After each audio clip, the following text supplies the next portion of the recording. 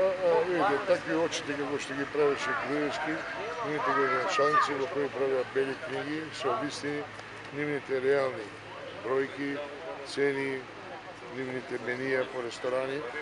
Локална самоуправа не работи така. Имаме развојна програма која објавуваме, имаме отчет финансиски извештаи на секоја тромесечие, полугодие, годишни извештаи, каде се јасно дефинирани сите потрошени пари на граѓаните, изградени улици.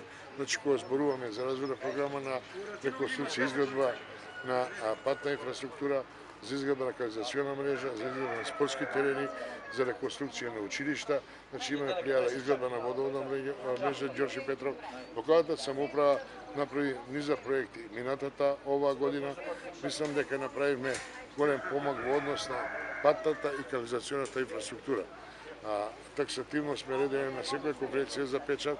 Сега имаме една реакција од граѓаните. Сакам да истакнам дека секаде каде ќе се појавиме имаме проблеми околу имотни правни односи, од узурпација, од недовршени приватизација на земјиште, од недефинирани детални урбанички планови кои ги дефинираат самата јавна прометна површина, особено во овие приградски населби каде имаме во задните 3-4 декади, значи 40 години, голема експанзија на градби без регуларна планска документација.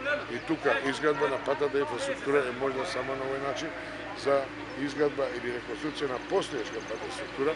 Ако одиме по регуларна планска документација, не идуваме на огромни проблеми кои што имаме тука и овој проблем се надеваме на наredните години ќе го решиме.